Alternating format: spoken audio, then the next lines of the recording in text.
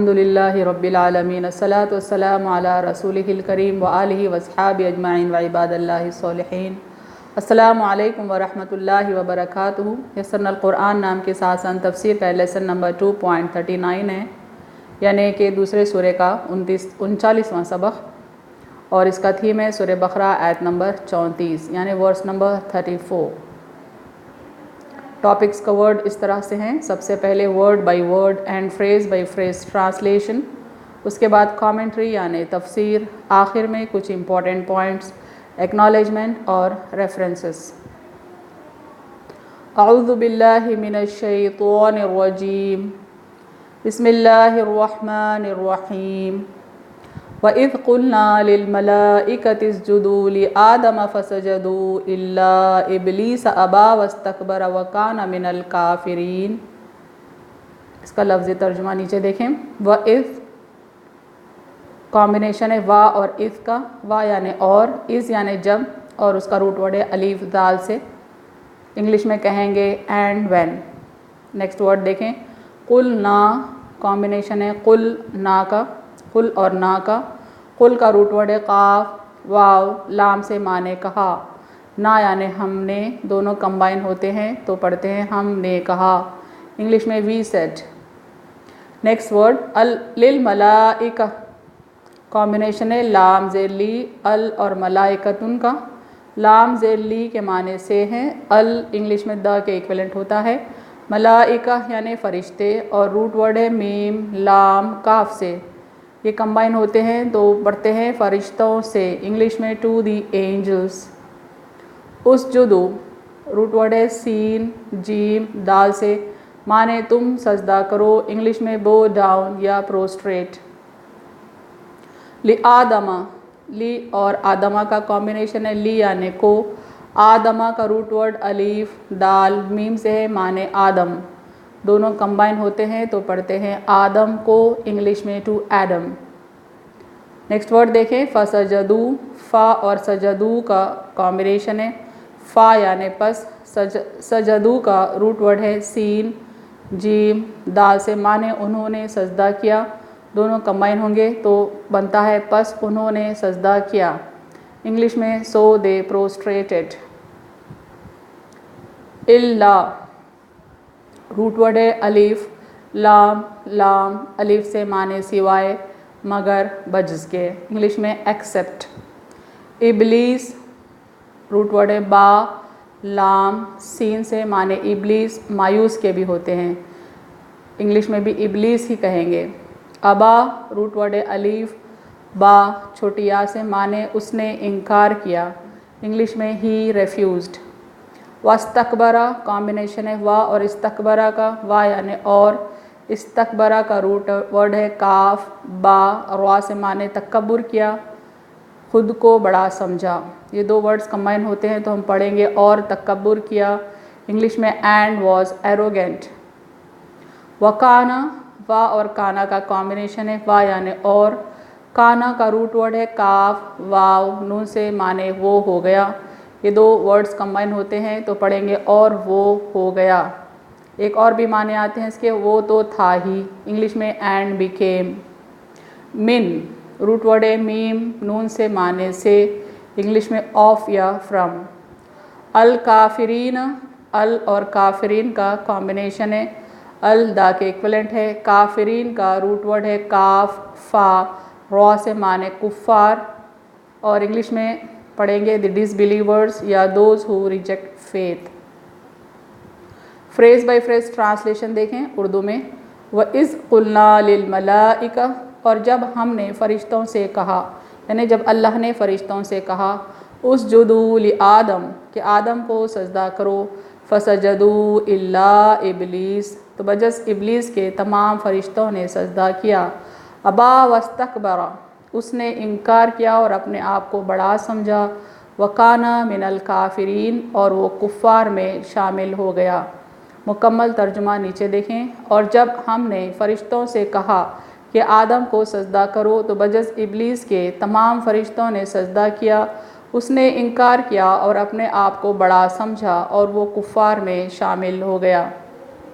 Phrase by phrase translation English में देखें, वइज़ क़ुलना लिल-मलाइका, and when we said to angels, usjudu li Adam, bow down to Adam, fasajadu illa Iblis, and they bowed down except Iblis.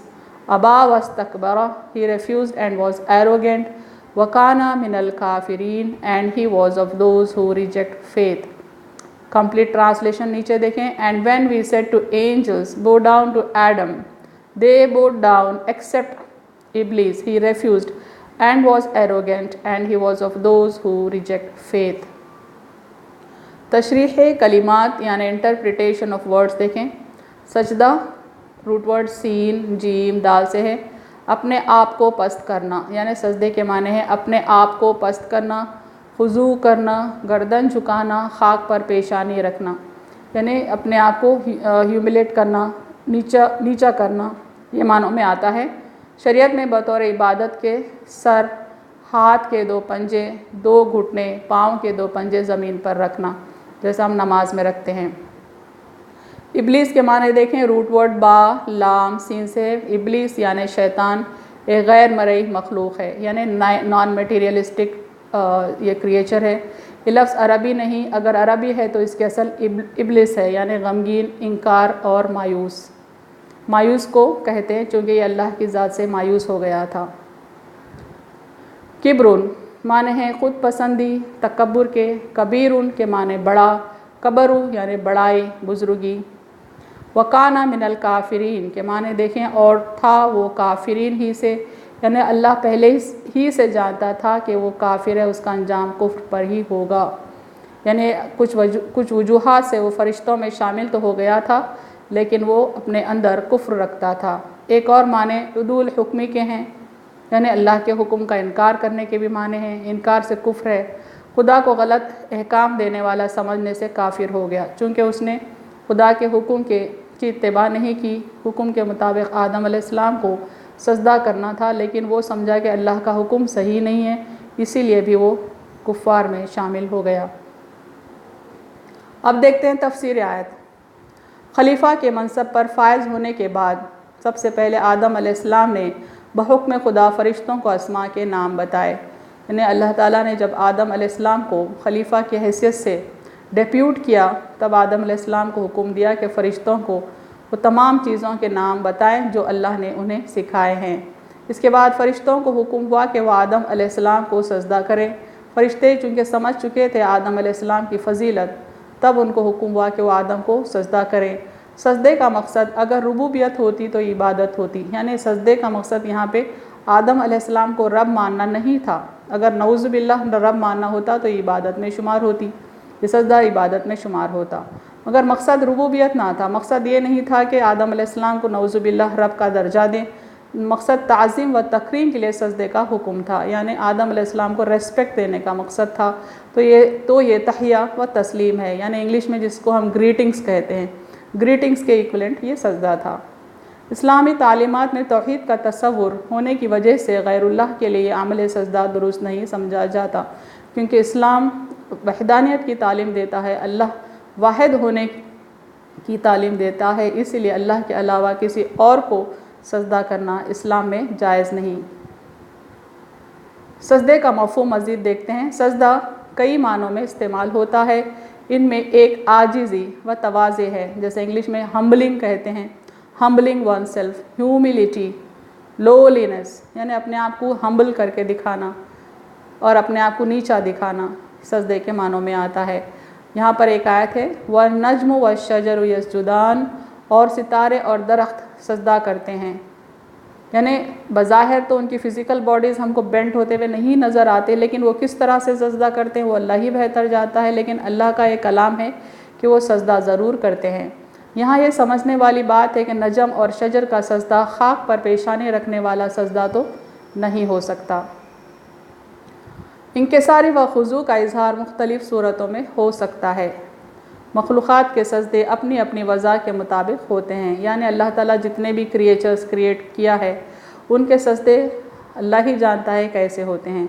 अलम तरा अन्नल्लाह यसजुदु लहू मन फिस समावाति व मन fill अर्ज़, کیا آپ نے نہیں دیکھا کہ جو کچھ آسمانوں اور جو کچھ زمین میں ہے اللہ کے لیے سجدہ ریز ہے؟ یعنی زمین و آسمان کے ہر چیز اللہ کے آگے سجدہ ریز ہیں، وہ سجدہ کیسے کرتی ہیں، وہ تمام چیزیں یہ اللہ ہی بہتر جانتا ہے۔ فسجدوا الا ابلیس کے معنی دیکھیں، تشریح دیکھیں، فرشتوں نے سجدہ کیا، ابلیس نے سجدہ نہ کیا۔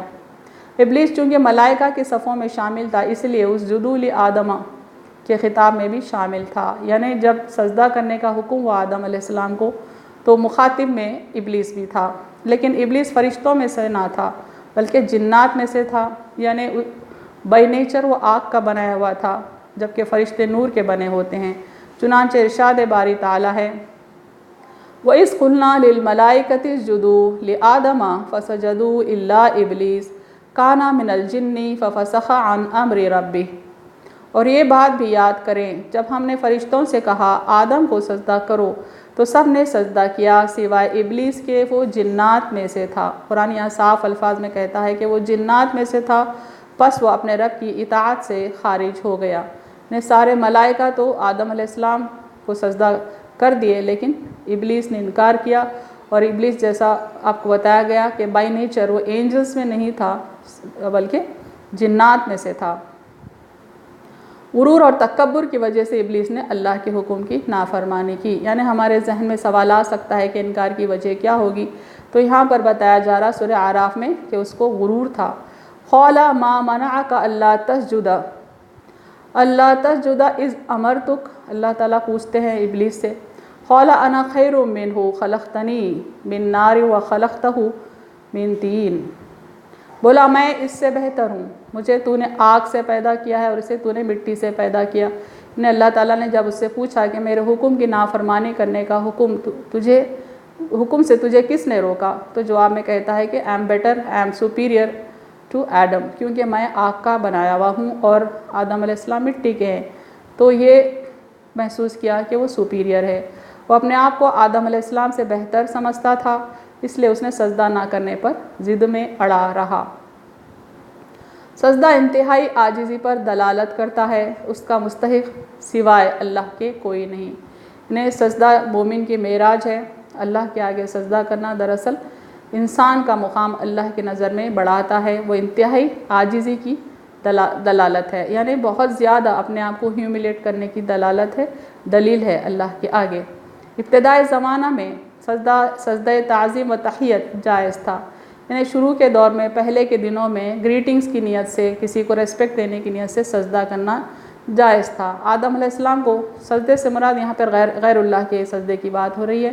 آدم علیہ السلام کو فرشتوں نے اور یوسف علیہ السلام کو ان کے بھائیوں نے سجدہ تعظیمی کیا، جیسا ارشاد ربانی ہے وَرَفَعَ أَبَوَيْهِ عَلَى الْعَرْشِ وَخَرُّوا لَهُ سُجَّدًا وَقَالَ يَا أَبَتِ هَذَا تَأْوِيلُ رُؤْيَايَ مِن قَبْلُ۔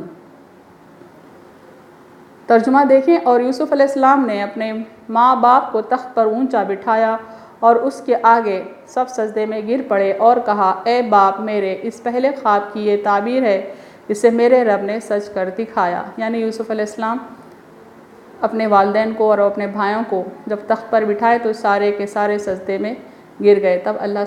جب یوسف علیہ السلام نے اللہ تعالیٰ سے مخاطب ہو کر کہا یہ اس خواب کی تعبیر ہے جو انہوں نے بچپن میں دیکھا تھا، تو یہاں بھی it was a kind of respect. Yusuf علیہ السلام کو جو سب نے سجدہ کیا ایک ریسپیکٹ کے لیے کیا۔ اب رسول اللہ صلی اللہ علیہ وسلم نے سجدہ تعظیمی کو بھی منع فرمایا، رسول اللہ نے غیر اللہ کو سجدہ کرنے سے منع فرمایا، چاہے اس کا پرپس ریسپیکٹ ہی کیوں نہ ہو۔ دلیل کے طور پر یہ آیت دیکھیں وَمِنْ آيَاتِهِ اللَّيْلُ وَالنَّهَارُ وَالشَّمْسُ وَالْقَمَرُ لَا تَسْجُدُوا لِلشَّمْسِ وَلَا لِلْقَمَرِ وَاسْجُدُوا لِلَّهِ الَّذِي خَلَقَهُنَّ إِن كُنتُمْ إِيَّاهُ تَعْبُدُونَ، اور اس کی نشانیوں میں سے رات اور دن اور سورج اور چاند ہے، نہ سورج کو سجدہ کرو اور نہ چاند کو، اور اللہ کو سجدہ کرو جس نے انہیں پیدا کیا ہے، اگر تم اسی کی عبادت کرتے ہو۔ اللہ تعالیٰ تمام بندوں سے مخاطب ہو کر کہتے ہیں کہ اگر مقصد ہمارا اللہ ہی کی عبادت کرنا ہے تو سجدہ صرف اور صرف اللہ ہی کو ہونا چاہیے۔ سب سے پہلے جس نے معاصی یعنی گناہ کی ابتدا کی، شر و فساد پھیلایا، وہ ابلیس ہے۔ اب یہاں تفسیر آیات میں ہم ابلیس کی صفات دیکھ رہے ہیں کہ سب سے پہلے جس نے اللہ کی نافرمانی کی وہ ابلیس تھا۔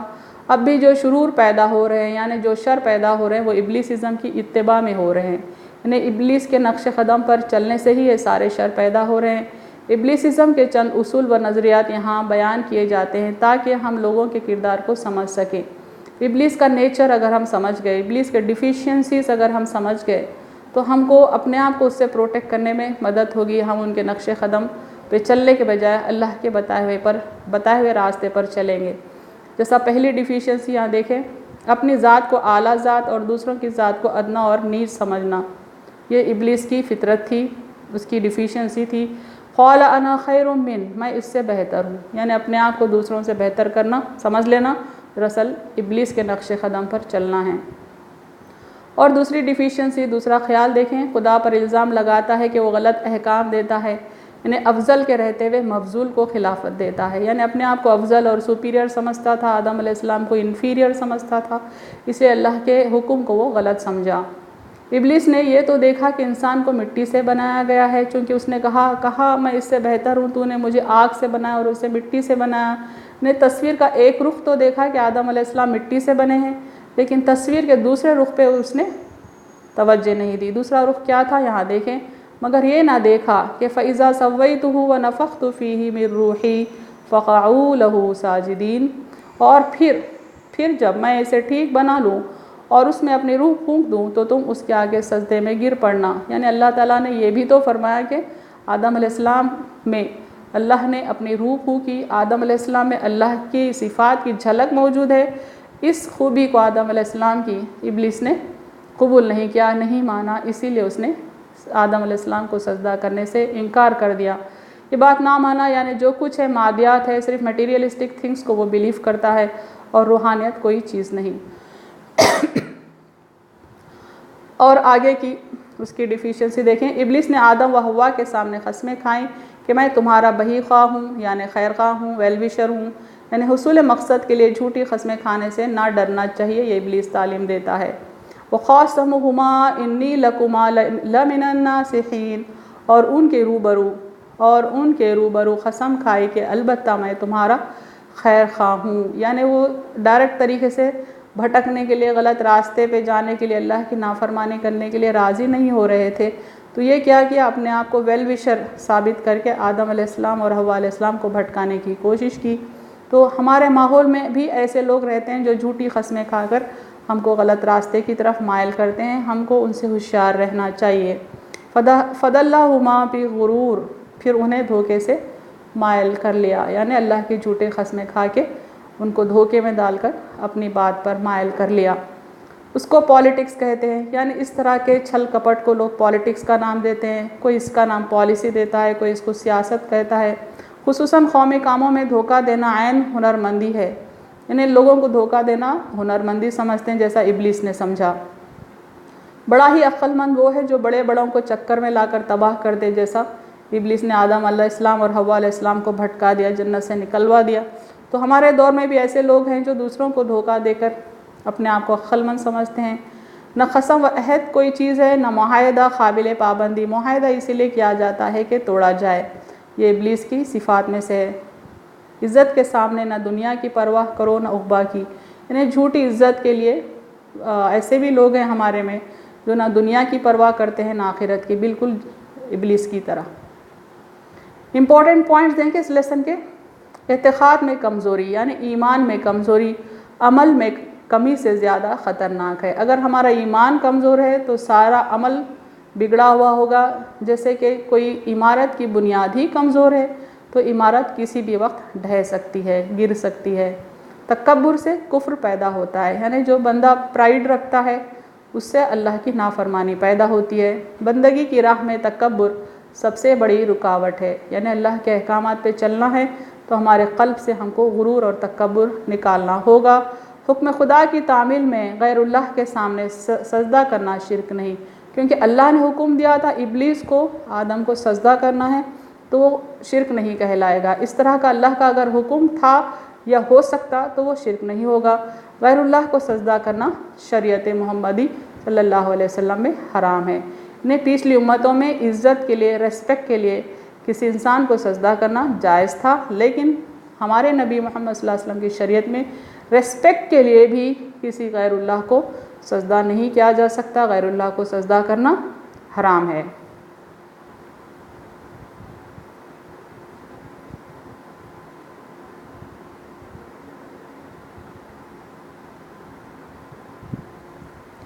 وآخر دعوانا ان الحمد للہ رب العالمین۔